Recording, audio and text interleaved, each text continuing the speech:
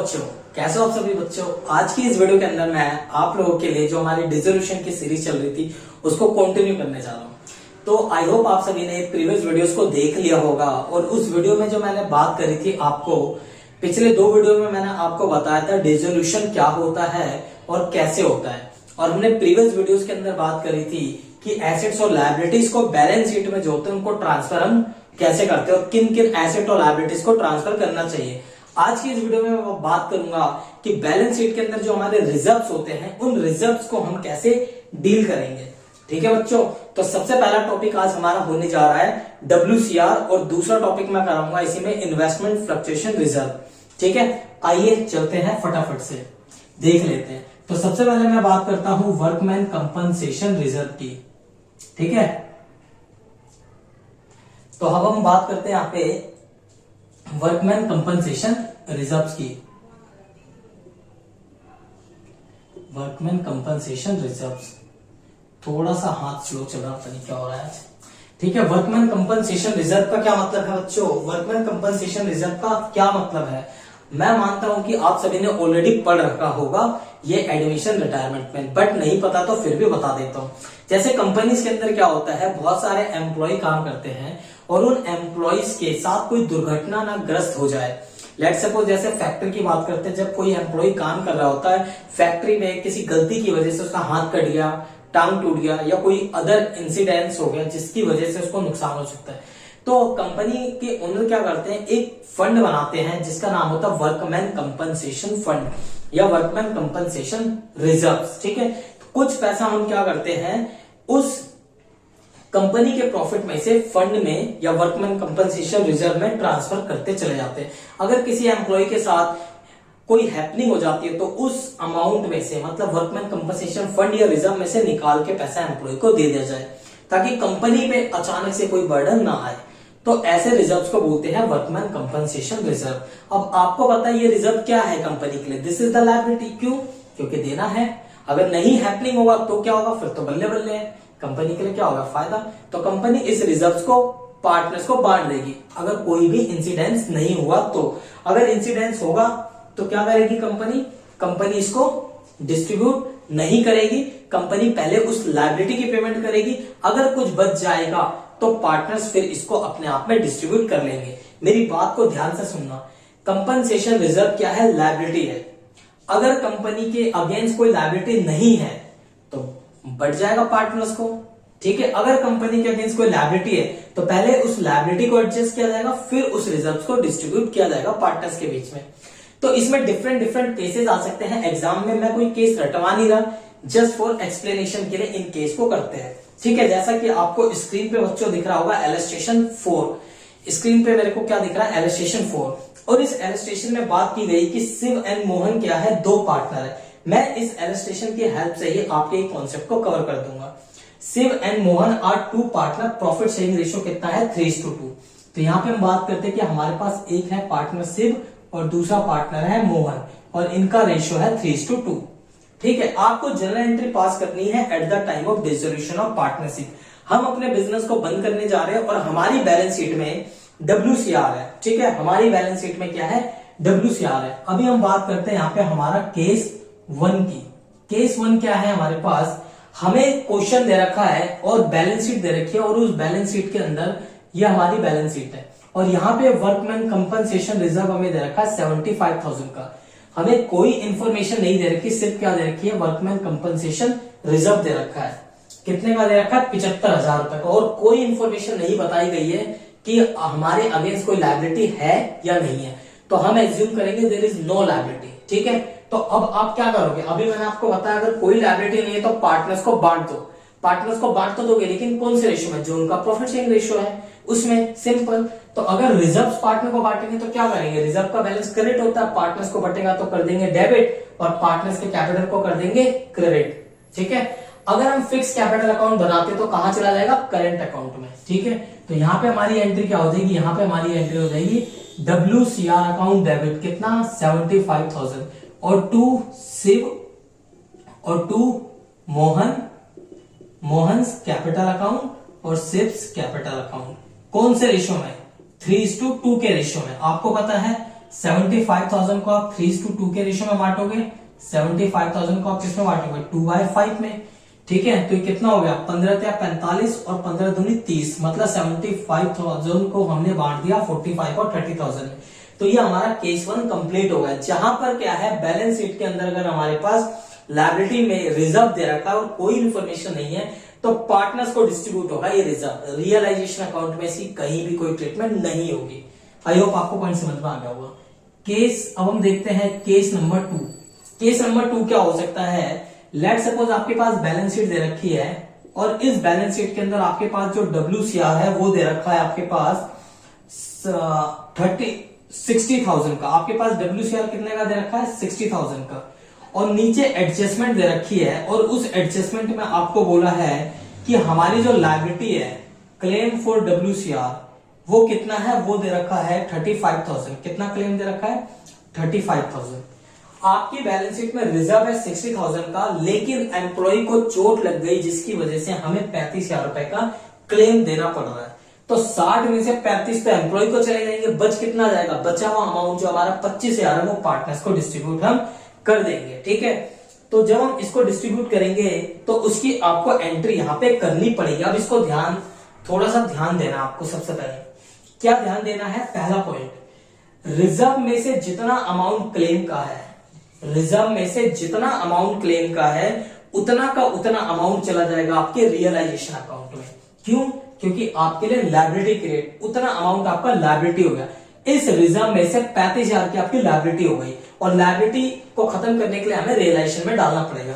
तो हम क्या करेंगे यहाँ पे WCR अकाउंट डेबिट कितने से, ओनली 35,000 जितने की मेरी लायबिलिटी है, टू रियलाइजेशन अकाउंट कितना चला जाएगा 35,000। ऑलवेज याद रखना लायबिलिटी पार्ट, कौन सा पार्ट, लायबिलिटी पार्ट चला जाएगा, ठीक है। अब ये आपने लायबिलिटी पार्ट ट्रांसफर कर दिया। अब दूसरी एंट्री, जो बचा हुआ अमाउंट है 25,000 वो क्या होगा, पार्टनर्स को बढ़ जाएगा। बचा हुआ अमाउंट 25,000 पार्टनर्स को बढ़ जाएगा। तो अगली एंट्री क्या कर देंगे, अब WCR अकाउंट डेबिट टू सिप्स कैपिटल अकाउंट, सिप्स कैपिटल अकाउंट, और टू मोहन्स कैपिटल अकाउंट। क्या कर देंगे हम, मोहन्स कैपिटल अकाउंट। कितना अमाउंट आएगा यहाँ पे, बचा हुआ अमाउंट है 25,000 और वो कौन से रेशियो में बटेगा 3:2 में, तो 3/5, सॉरी इसका है 2/5 और इसका आ जाएगा 25,000 इंटू 3/5, ठीक है। 5 दिया 15 और 5 दूनी 10, 15,000 और 10,000 और टोटल कितना आ गया 25,000। आई होप आपको पॉइंट समझ में आया, समझ में आया, नहीं आया, नहीं आया कोई दिक्कत नहीं, दोबारा वीडियो को पॉज करिए और देखिए, ठीक है, डेफिनेटली समझ में आएगा। थर्ड पॉइंट, अभी मैंने आपको बताया था, ठीक है, अभी मैं आगे इसको डील करूंगा। ऑलवेज याद रखना, अगर कोई भी लायबिलिटी है रियलाइजेशन अकाउंट में तो उसकी पेमेंट 101% हमें करनी ही करनी है, क्योंकि कोई लायबिलिटी वाला ये नहीं मानेगा। आप खुद सोचिए, आपने किसी को पैसे दे रखे हैं, अब वो दिवालिया होने जा रहा है, लेकिन उसके पास कुछ प्रॉपर्टी है जिसको बेच के कुछ पैसा आ रहा है, तो क्या आप लोगे या नहीं लोगे, सर डेफिनेटली लेंगे। अगर उसके पास पैसा तो ले ही लेंगे, तो कोई भी अपना पैसा नहीं छोड़ेगा। तो इसलिए लायबिलिटीज को ऑलवेज हमें पे करना ही पड़ता है, चाहे पैसा हो या ना हो, ठीक है। अगर एसेट को बेच के आ रहा है तो हमें पे करना पड़ेगा। तो यहाँ पे जो हमारा क्लेम है 35,000, अब इस क्लेम को हम पे करेंगे। तो जब हम पे करेंगे लायबिलिटीज को, मैं आगे करवाऊंगा इसकी एंट्रीज, ठीक है। जब हम लायबिलिटीज को पे करेंगे तो उसकी एंट्री हम क्या करेंगे, अब हमने रियलाइजेशन अकाउंट में पैसा डाल दिया, तो अब हम कर देंगे यहाँ पे रियलाइजेशन अकाउंट को डेबिट। क्या कर देंगे, रियलाइजेशन अकाउंट को डेबिट, क्योंकि लायबिलिटी ट्रांसफर करते वक्त हमने रियलाइजेशन को क्रेडिट करा। अब पे करेंगे तो आ जाएगा टू बैंक अकाउंट, कितना, जितने की लायबिलिटी है 35,000, ठीक है। कितना आ गया 35,000। आई होप आपको पॉइंट समझ में आ गया होगा। मैं नरेशन नहीं लिखवा रहा, आप लिख लीजिएगा, ठीक है। तो इस तरीके से आपको करना है सेकंड केस। सेकंड केस क्या था, लायबिलिटी हमारे पास रिजर्व तो 60 का था, लायबिलिटी 35 का, जहां पे मेरा लायबिलिटी कम है रिजर्व से, तो जितना अमाउंट लायबिलिटी का पहले रियलाइजेशन में जाएगा, फिर उस लायबिलिटी की पेमेंट कर देंगे और बचा हुआ अमाउंट पार्टनर्स को डिस्ट्रीब्यूट कर देंगे। आई होप आपको केस समझ में आ गया सेकंड। अब हम चलते हैं फटाफट से अपने केस नंबर 3 की ओर, ठीक है, जिसके अंदर हमारे पास क्या दे रखा है, केस यही रहेगा, इसी को थोड़ा सा मैं चेंज करता हूं, ठीक है। हमारे पास रिजर्व कितने का है 60,000 का है, बट हमारी जो लायबिलिटी है वो कितने की है 75,000 का। रिजर्व कितने का है हमारे पास 60,000 का, लायबिलिटी कितने का 75। सर अब क्या करें, अब तो लायबिलिटी ज्यादा हो गई हमारी, तो हम रिजर्व में से कैसे पे कर सकते हैं? डेफिनेटली नहीं पे कर सकते। देखते हैं, दिमाग लगाओ क्या करेंगे। सर आप ही बता दो, हमारे तो सर के ऊपर से जा रहा है। अच्छा ऐसा क्यों? खुद सोचो ना, अगर मान लो 60,000 के रिजर्व है और देना 75,000 है, तो हमारा लायबिलिटी तो 75,000 का रिजर्व है, 60 का, तो सारा का सारा रिजर्व रियलाइजेशन में चला जाएगा, क्योंकि वो सारा लायबिलिटी का पार्ट हो जाएगा। तो यहाँ पे WCR टू रियलाइजेशन कितना हो जाएगा? 60,000। हम सारा का सारा यहाँ पे डाल देंगे 60,000 में, ठीक है। 60,000 में हम सारा का सारा रिजर्व में डाल देंगे। लेकिन यहाँ पे एक पॉइंट याद रखना। क्या याद रखना? यहाँ पे आपको एक पॉइंट यहाँ पे याद रखना पड़ेगा। हम कितना पे करेंगे लायबिलिटी को? 75,000। तो अगली एंट्री रियलाइजेशन टू बैंक कितना कर देंगे? 75,000। वाह सर, 75,000, ठीक है। अब यहाँ पे देखो रियलाइजेशन 60 से क्रेडिट हुआ, डेबिट 75 से, तो अल्टीमेट डेबिट हुआ है ना 15,000 से। नेट ऑफ देखोगे तो क्या दिखेगा? रियलाइजेशन 15,000 से डेबिट हो गया, मतलब लॉस हो गया रियलाइजेशन, और वो पार्टनर्स को ऑटोमेटिक उनके अकाउंट में डेबिट कर देगा, ठीक है। अब यहाँ पे क्या हम पार्टनर्स को कुछ रिजर्व बांटेंगे?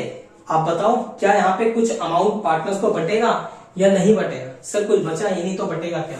तो यहाँ पे ये जो हमारी सेकेंड एंट्री थी ये हम नहीं करेंगे। क्यों? क्योंकि हमारे पास तो कुछ बचा ही नहीं है, ठीक है। तो अगर आपका लायबिलिटी ज्यादा है रिजर्व से, तो रिजर्व तो पूरा का पूरा चला जाएगा रिलेशन में, और उसके बाद जितना अमाउंट लायबिलिटी का उतना पे करके इसको नॉक ऑफ कर देंगे, ठीक है। अब हम चलते हैं अपने 4th नंबर केस की ओर, और 4th नंबर केस क्या बोल रहा है कि हमारा जो क्लेम है ना वो भी 60,000 ही है। रिजर्व कितना है? 60 है, और क्लेम भी कितना हमारा? 60,000। अच्छा, तो अब क्या करें सर? बताओ क्या करें। तो आपको पता है जब लायबिलिटी हमारी 60,000 की और क्लेम भी, सॉरी, रिजर्व हमारी 60,000 की और क्लेम भी 60,000 का है, तो पूरा का पूरा अमाउंट जाएगा रियलाइजेशन में। तो 60,000 तो हमने ट्रांसफर कर दिया, और पे भी कितना करें? 60 का 60 ही पे करेंगे। इसमें कौन सी बड़ी बात है? तो सिंपल था, बहुत ही सिंपल चला गया, ठीक है। तो इस तरीके से आपको ध्यान में रखनी है बातों को, ठीक है, 4th केस में। इसके बाद आपके पास है 5th केस। 5th केस क्या दे रखा है? 5th केस दे रखा है workman compensation reserve was nil and liability was 15,000, ठीक है। अब लास्ट केस हमारे पास क्या दे रखा है? यहाँ पे दे रखा है कि हमारा वर्कमैन कंपनसेशन रिजर्व क्या है? नील, और लायबिलिटी हमारे पास दे रखी है 15,000 रुपए। क्या दे रखी है? 15,000। सर रिजर्व तो है नहीं, लायबिलिटी है। अच्छी बात है, नहीं है तो बताओ क्या करेंगे? सर क्या करेंगे? तो क्या ट्रांसफर की एंट्री आएगा? नहीं आएगा, ट्रांसफर की एंट्री नहीं आएगी, ठीक है। ट्रांसफर की एंट्री नहीं आएगी, डायरेक्टली अब हमें पे करना है, तो रिलेशन टू बैंक सिर्फ पेमेंट की एंट्री आएगी, और अमाउंट यहाँ पे कितना आ जाएगा? 15,000। कितना आ जाएगा यहाँ पे? 15,000 रुपए, ठीक है। इस तरीके से आपको ये सारे के सारी एंट्रीज पास करनी है। तो यहाँ पे हमने जो केसेस पढ़ा उस केस को फटाफट से रिवाइज करा देता हूं मैं। आई होप आपको ये पॉइंट समझ में आ गया होगा, ठीक है। तो यहाँ पे मैं केसेस आपको फटाफट से रिवाइज करा देता हूं कि हमने कौन कौन से यहाँ पे केस पढ़ लिए हैं, ठीक है। तो आइए टाइम ना वेस्ट करते हैं, फटाफट से। हमने यहाँ पे 5 केसेस पढ़े, हमारे पास डिफरेंट केसेस थे। केस 1 में हमने क्या पढ़ा कि हमारे पास जो WCR रिजर्व कुछ ना कुछ दे रखा है, लेकिन हमारे पास क्लेम कुछ भी नहीं है। तो हमने क्या करा? सारा का सारा रिजर्व को ट्रांसफर कर दिया। कहां पे ट्रांसफर कर दिया? पार्टनर्स के कैपिटल अकाउंट में। सेकंड केस 2 में हमने क्या पढ़ा? हमने पढ़ा कि हमारे पास जो रिजर्व है ना वो ग्रेटर देन है किससे? क्लेम से। रिजर्व क्या था हमारे पास? ज्यादा था क्लेम से। तो हमने क्या करा? जितना क्लेम है उतना तो ट्रांसफर कर दिया रिलेशन में 35,000, और बचा हुआ अमाउंट पार्टनर को डिस्ट्रीब्यूट कर दिया, और फिर उस लायबिलिटी की पेमेंट भी कर दी, ठीक है। इसके बाद हमारे पास क्या है? केस 3। केस 3 में क्या था हमारे पास? जो रिजर्व है ना वो लेस देन है क्लेम से, मतलब हमारे पास क्लेम ज्यादा है। जो हमारा केस था 4th, जिसमें हमारे पास क्या था? 75,000 की हमारी लायबिलिटी थी। तो हमने क्या करा? पूरा का पूरा रिजर्व तो चला जाएगा रिलेशन में, और उसकी पेमेंट भी कर देंगे, ठीक है। तो ये हमारे पास 2 एंट्री हो जाएंगी, लेकिन कितने से? रिजर्व जितने का था उतना ट्रांसफर हो गया, और पेमेंट कितने से करेंगे? जितना क्लेम है, ठीक है। इसके बाद हमारे पास क्या है? Case number 4। केस नंबर 4 में क्या था? हमने देखा था कि हमारे पास जो रिजर्व है वो इक्वल है क्लेम के। किसके इक्वल है? क्लेम के। तो हमने क्या करा? उतना ही ट्रांसफर कर रिलेशन में, और उतना ही पे कर दिया हमने। और लास्ट केस हमने देखा केस नंबर 5, जिसके अंदर क्या था हमारे पास? WCR तो था नील, और हमारे पास कुछ ना कुछ क्लेम था। ठीक है, तो हमने क्या करा, सिंपल क्लेम को पे करके खत्म कर दिया। तो इस तरीके से हमारी WCR जो वर्कमैन कंपनसेशन रिजर्व है उसका कॉन्सेप्ट हो गया खत्म। ठीक है बच्चों, अब हम चलते हैं अपने नेक्स्ट टॉपिक की ओर, जिसको हम बात करते हैं इन्वेस्टमेंट फ्लक्चुएशन रिजर्व, IFR की बात करेंगे। ठीक है, तो आइए IFR को हम लोग देख लेते हैं फटाफट से। 2 मिनट टाइम दीजिए मेरे को।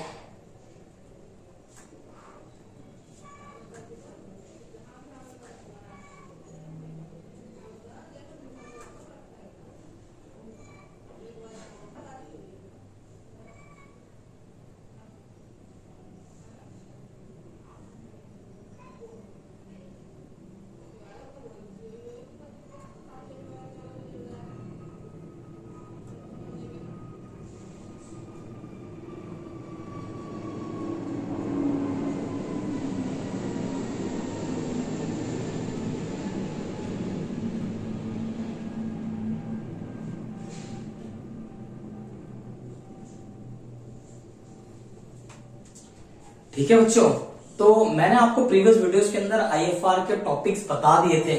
ठीक है, मैंने आपको एक क्वेश्चन भी करके बताया था, मतलब इलस्ट्रेशन था नॉर्मल, जिसमें मैंने आपको बताया था कि IFR क्यों बनाते हैं और उसकी दोनों की ट्रीटमेंट कैसे करते हैं। IFR को हम लायबिलिटी की तरह मानेंगे और इन्वेस्टमेंट को हम एसेट की तरह मानेंगे। ठीक है, तो हमें यही चीज यहाँ पे देखनी है, बट इसका एक छोटा सा क्वेश्चन मैं करा देता हूं आपको, ताकि आपके डाउट्स क्लियर हो जाए। ठीक है, अगला हमारे पास जो रिजर्व है वो है इन्वेस्टमेंट फ्लक्चुएशन रिजर्व। अगला रिजर्व क्या है, इन्वेस्टमेंट फ्लक्चुएशन रिजर्व।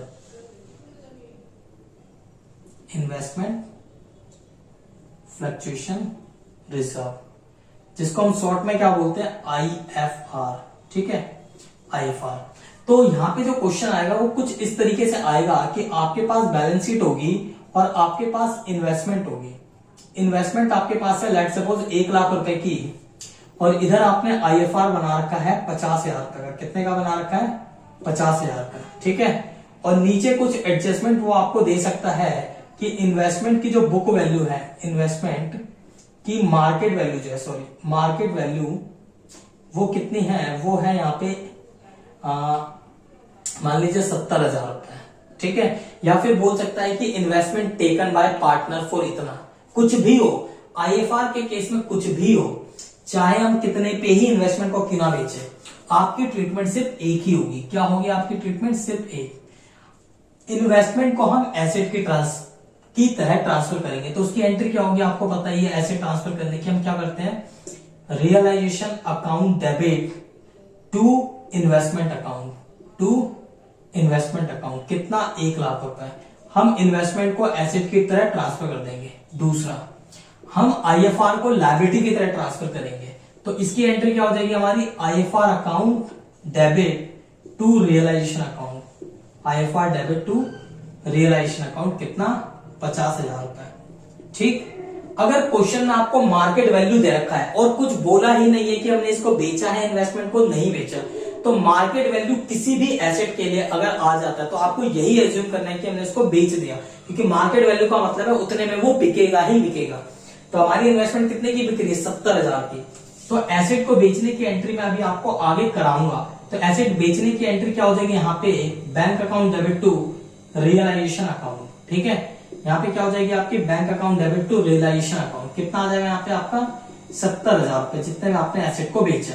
ठीक है, तो ऑलवेज रियलाइजेशन में IFR की यही 3 एंट्री होगी। पहले इन्वेस्टमेंट को ट्रांसफर करोगे रियलाइजेशन में, फिर IFR को ट्रांसफर करोगे रियलाइजेशन में, और फिर इन्वेस्टमेंट को बेचोगे तो उसकी एंट्री। चौथी कोई एंट्री यहाँ पे आएगी नहीं, बस इतना याद रखना आप लोग। IFR का केस आपको आई होप समझ में आ गया होगा, IFR के साथ क्या ट्रीटमेंट हम करने जा रहे हैं। ठीक है, अब हम चलते हैं अपने अगले नेक्स्ट टॉपिक की ओर। ठीक है, जो हम बात करेंगे profit, loss, reserve, deferred revenue expenditure, इन सब की ट्रीटमेंट के ऊपर। ठीक है, तो पहला हम बात करते हैं यहाँ पे कि अगर हमारे पास बैलेंस शीट के अंदर PNL अकाउंट का क्या दे रखा है, PNL अकाउंट का अगर हमारे पास क्रेडिट बैलेंस है, क्या दे रखा है हमारे पास, क्रेडिट बैलेंस दे रखा है PNL अकाउंट का, तो हमारी क्या ट्रीटमेंट होगी। ठीक है, तो हमारी एंट्री क्या होगी, ये जो भी PNL है, रिजर्व है, लॉस है, सब पार्टनर्स को डिस्ट्रीब्यूट होता है। तो यहाँ पे क्योंकि क्रेडिट बैलेंस है तो पार्टनर्स को डिस्ट्रीब्यूट करेंगे, मतलब पार्टनर्स को क्रेडिट करेंगे। तो हमारी एंट्री हो जाएगी PNL account debit to partners current account या फिर कैपिटल अकाउंट। ठीक है, अभी मैं यहाँ पे कैपिटल अकाउंट ही लेके चल रहा हूं, पार्टनर्स कैपिटल अकाउंट, ये आप पे डिपेंड करेगा। ठीक है, तो हमने यहाँ पे क्या कर देना है, PNL account debit to partners capital या करेंट अकाउंट। कौन से रेशियो में, उनके रेशियो में, इन रेशियो जो उनका प्रॉफिट शेयरिंग रेशियो है, मतलब पीएसआर सिंपल सा लिख लीजिए, प्रॉफिट शेयरिंग रेशियो में डिस्ट्रीब्यूट कर देंगे। अब ऐसे ही हो सकता है आपके पास क्या होगा, पीएनएल अकाउंट का पार्टनर्स का कहीं ना कहीं डेबिट बैलेंस होगा। अगर डेबिट बैलेंस होगा तो एंट्री क्या हो जाएगी, रिवर्स। ठीक है, एंट्री क्या हो जाएगी, रिवर्स। तो पार्टनर्स कैपिटल अकाउंट को हम क्या कर देंगे यहाँ पे डेबिट, और टू क्या कर देंगे, टू पीएनएल अकाउंट, अगर हमारा रिवर्स है एंट्री तो। अब ऐसे ही बैलेंस शीट के अंदर जैसे मैंने आपको बताया जनरल रिजर्व होगा, क्या होगा हमारे पास, जनरल रिजर्व हो सकता है या फिर कोई फ्री रिजर्व है। ठीक है, जनरल रिजर्व है या फिर कोई ना कोई हमारा क्या है, फ्री रिजर्व है। अगर जनरल रिजर्व है या फिर फ्री रिजर्व है तो उसकी एंट्री भी सेम पार्टनर को डिस्ट्रीब्यूट होगी। तो जो कुछ भी पार्टनर को डिस्ट्रीब्यूट होगी तो उस कंडीशन में पार्टनर तो क्रेडिट होगा। ये सारे के सारे जो भी चीजें बटेंगी वो पीएसआर में बटेगा, उनका प्रॉफिट शेयरिंग रेशियो में। तो हमारी एंट्री क्या हो जाएगी, general reserve account debit to partners capital account. अगर फ्री रिजर्व है तो फ्री रिजर्व अकाउंट आ जाएगा। आई होप आपको पॉइंट समझ में आ रहा है। ठीक है, मैं अगर नहीं भी लिख रहा तो आपको क्या एज्यूम करना है, पीएसआर में। क्लियर। अब हम बात करते हैं अपनी फोर्थ एंट्री की। फोर्थ एंट्री में हो सकता है आपके पास बैलेंस शीट के अंदर क्या हो, डेफर्ड रेवेन्यू एक्सपेंडिचर हो। क्या हो आपके पास, डेफर्ड रेवेन्यू एक्सपेंडिचर, या फिर आपके पास हो सकता है प्रीलिमिनरी एक्सपेंसेस हो। क्या हो आपके पास, प्रीलिमिनरी एक्सपेंसेस हो, या फिर आपके पास हो सकता है एडवर्टीजमेंट सस्पेंस अकाउंट। क्या हो आपके पास, एडवर्टीजमेंट सस्पेंस अकाउंट। ठीक है, सबकी ट्रीटमेंट सेम ही होगी एंट्री। ये सारे के सारे लॉसेज होते हैं, इनके बैलेंस डेबिट होते हैं। तो अब क्या हो जाएंगे, सारे के सारे क्रेडिट और पार्टनर हो जाएंगे डेबिट। तो हम क्या करेंगे, पार्टनर्स कैपिटल अकाउंट कर देंगे debit to deferred revenue expenditure, to preliminary expenditure, to हम यहां पे बात करेंगे एडवर्टीजमेंट सस्पेंस अकाउंट। ये सारे के सारे क्या बच जाएंगे, हमारे पीएसआर रेशियो में बढ़ जाएंगे पार्टनर्स को। तो इस टाइप से आपके पास क्या होती है, सारी की सारी रिजर्व्स, जो भी केसेस थे मैंने आपको यहाँ पे करा दिया। ठीक है, हमने क्या यहाँ पे डील करा, हमने यहाँ पे डील करा अगर पार्टनर्स के बैलेंस शीट के, जो हमारी बैलेंस शीट होती है पार्टनर्स कैपिटल अकाउंट बनाते वक्त, अगर बैलेंस शीट में आपको कोई भी आइटम इनमें से दे रखा तो ये सारे के सारे पार्टनर्स कैपिटल अकाउंट में जाएंगे। अगर पीएनएल का बैलेंस क्रेडिट है तो पार्टनर्स को बढ़ जाएगा, पीएनएल का डेबिट है तब भी पार्टनर्स को बटेगा, जनरल रिजर्व है, कोई फ्री रिजर्व है वही भी पार्टनर को बटेगा, डेफर्ड रेवेन्यू वगैरह वही पार्टनर्स को बटेगा। अब आपको पता है लॉस है तो पार्टनर से लेंगे तो उसके कैपिटल को डेबिट कर देंगे, और अगर पार्टनर को देना है तो उसको हम कर देंगे क्रेडिट। तो यहाँ पे पार्टनर्स को क्रेडिट करेंगे तो पीएनएल को डेबिट करना पड़ेगा, यहाँ पे पार्टनर्स को हमें करना है डेबिट तो पीएनएल को क्रेडिट करना पड़ेगा, यहाँ पे पार्टनर्स को हमें क्रेडिट करना है क्यों, क्योंकि उसको मिलना है, यहाँ पे हमें पार्टनर्स को डेबिट करना है क्यों, क्योंकि उनसे लेना है। तो इस टाइप से आपकी क्या हो जाएगी, ये सारी की सारी जो बैलेंस शीट के अंदर आइटम्स थे कैसे हम उसको ट्रांसफर करेंगे और रियलाइजेशन अकाउंट में कौन सी आइटम जाएगी कौन सी नहीं जाएगी, उसकी ट्रीटमेंट मैंने आपको बताई। ठीक है, आई होप आपको पॉइंट समझ में आ गया होगा अच्छे से। अब जो हमारा बचा हुआ टॉपिक है कि थोड़ा सा जो रह गया उसको डील करेंगे, और अगली वीडियो में हम बात करेंगे रियलाइजेशन एक्सपेंस पे, और उसके बाद फिर हम करेंगे इनके क्वेश्चंस। ठीक है बच्चों, तो चलिए 2 मिनट की वीडियो और रह जाएगी, 2 से 5 मिनट की, और इसके बाद इस चैप्टर को करते हैं फिनिश्ड, सॉरी चैप्टर को, टॉपिक को करते हैं फिनिश्ड। तो आइए अब हम चलते हैं अपने नेक्स्ट टॉपिक की ओर। अभी तक आपने क्या देखा, अभी तक मैं आपको क्विक रिवीजन करा देता हूं। आपकी बैलेंस शीट होगी, आपकी क्या होगी, बैलेंस शीट होगी। इधर है आपके एसेट्स, इधर है आपकी लायबिलिटीज। हमने अभी इन सारे एसेट और इन सारे लायबिलिटीज को ट्रांसफर करना सीखा कि रियलाइजेशन अकाउंट में कब ट्रांसफर होंगी कब नहीं होंगी, किसको करना है किसको नहीं करना है। इसमें एक टॉपिक रह गया है पार्टनर्स लोन अकाउंट। मैंने आपको बताया था पार्टनर्स के लोन को हम ट्रांसफर नहीं करते, लेकिन उस पर भी एक ट्रीटमेंट है, वो मैं बाद में डील करूंगा अगली वीडियोस में। Realisation expense, partners loan account, ये 2 टॉपिक रह गए इसमें। इसके बाद ये चैप्टर हो गया फिनिश्ड। ठीक है, कॉन्सेप्ट सारे मैंने कर दिए हैं इसके कवर।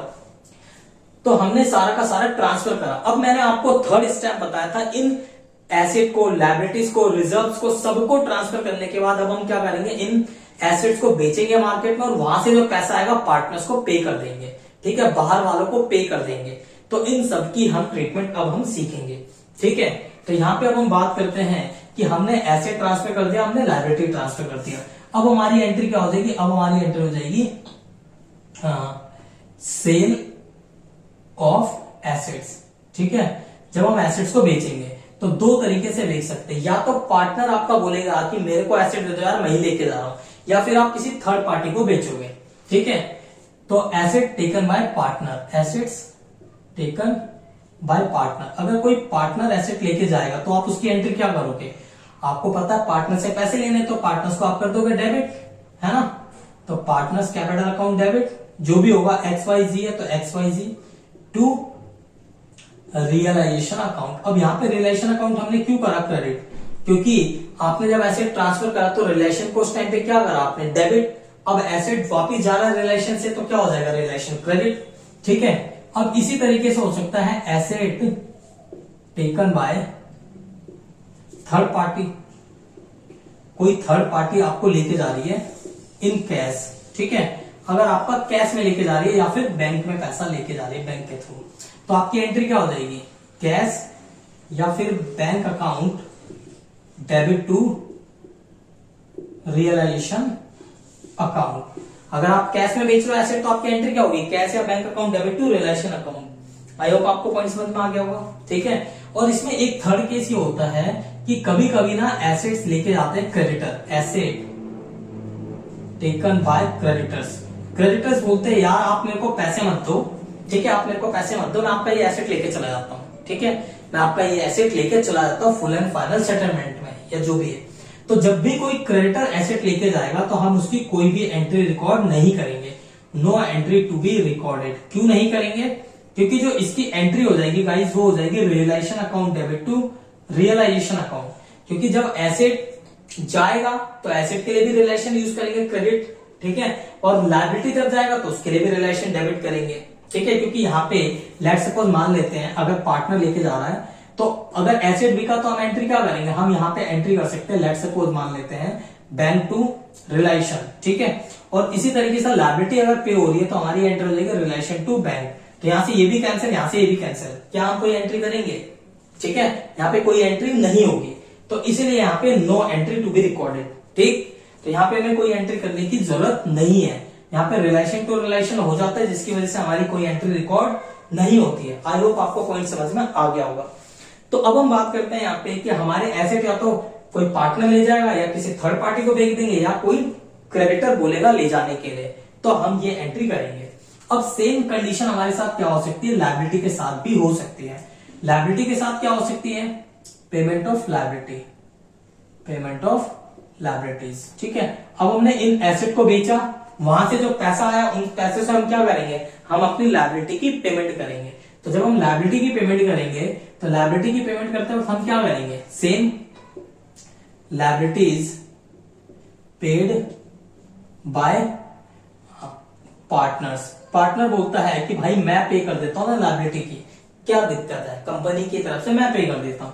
तो अगर कोई पार्टनर पे करेगा तो हमें बाद में उसको पैसे देने हैं, तो हमारी एंट्री क्या हो जाएगी, हमारी एंट्री हो जाएगी realization account debit to partners capital account, ठीक है, पार्टनर्स कैपिटल अकाउंट। जहां जहां पे कैपिटल है वहां पे करंट भी आ सकता है अगर आपका फिक्स कैपिटल मेथड है तो हमारी एंट्री क्या हो जाएगी, realization account debit to partners capital account. I hope आपको पॉइंट समझ में आ गया होगा। सेम कंडीशन, अगर यहां पे liabilities paid by firm in cash या फिर बैंक, अगर फर्म कैश या बैंक पर लायबिलिटी की पेमेंट कर रही है तो आपकी एंट्री क्या हो जाएगी, आपकी एंट्री हो जाएगी यहाँ पे realization account debit to bank या फिर कैश, यही होगी ना आपकी एंट्री, ठीक है।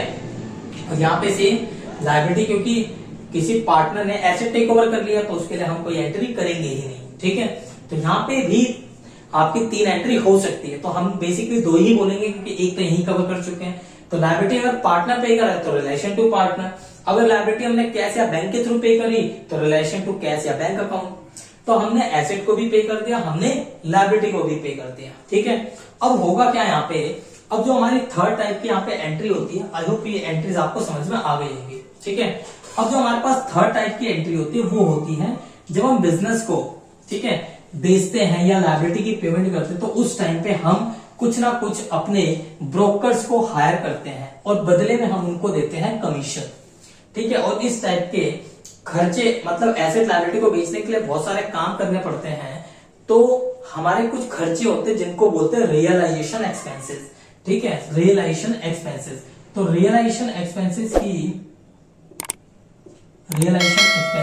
होते हैं, उनकी हम एंट्री नेक्स्ट क्लास में देखेंगे, ठीक है, बहुत ज्यादा। और इसके बाद इसके अंदर है पार्टनर्स लोन अकाउंट, क्योंकि हमारे पास पार्टनर्स लोन भी होते हैं और उनको हम पे करेंगे, तो कैसे उनकी ट्रीटमेंट करेंगे इनको हम देखेंगे, ठीक है। और जब ये हमारे कवर हो जाएंगे तो इसके बाद हम रियलाइजेशन अकाउंट का प्रॉफिट लॉस जो होगा वो हम पार्टनर्स को डिस्ट्रीब्यूट करेंगे, तो उसकी एंट्री देखेंगे, ठीक है। तो हमारी ये एंट्रीज रह गई है। तो आज की वीडियो में हमने क्या कवर करा, हमने कवर करा WCR, हमने कवर करा IFR, हमने other reserve, profit loss, deferred revenue expenditure, इन सबकी ट्रीटमेंट्स को देखा, ठीक है। और हम नेक्स्ट वीडियो में करने वाले हैं रियलाइजेशन एक्सपेंस और पार्टनर्स लोन अकाउंट। पहले मैं डील कराऊंगा पार्टनर्स लोन अकाउंट, इसके बाद मैं डील करूंगा रियलाइजेशन एक्सपेंस, क्योंकि इन पे ये जो इंपॉर्टेंट है, ये दोनों मोस्ट इंपॉर्टेंट है बच्चों आपके लिए, और इनमें से एग्जाम में आपके 6 मार्क्स तक का क्वेश्चन 101% आ सकता है, ठीक है। तो इस टॉपिक को बड़े अच्छे से करना है, ये MCQ में भी आ सकता है, फिल इन द ब्लैंक्स में भी आ सकता है आपके, और सॉल्विंग क्वेश्चंस में भी आ सकता है। तो बहुत ज्यादा इंपॉर्टेंट क्वेश्चन है। मैं कॉन्सेप्ट बिल्डिंग पे क्यों फोकस कर रहा हूं, क्योंकि क्वेश्चन कहीं से भी आ सकता है। तो you have to prepare in all respect, आपको हर चीज पढ़ना है, कुछ भी नहीं छोड़ना, अगर आपको 100 आउट ऑफ 100 लेने हैं तो, ठीक है। मिलते हैं नेक्स्ट वीडियो में, ठीक है। अगर वीडियो आपको अच्छा लग रहा है तो प्लीज कमेंट कीजिए, चैनल को सब्सक्राइब कीजिए, बेल आइकन को कर दीजिए प्रेस, ताकि आप तक वीडियोस पहुंचे बहुत जल्दी, और हो सके तो सारे दोस्तों तक शेयर कीजिए ताकि उनका भी बेनिफिट हो पाए। अगर मैं आपके नॉलेज में कुछ वैल्यू एडिशन कर पा रहा हूं तो प्लीज वीडियो को लाइक जरूर कीजिएगा, ठीक है। मिलते हैं नेक्स्ट वीडियो में, टेक केयर, बाय बाय बच्चों।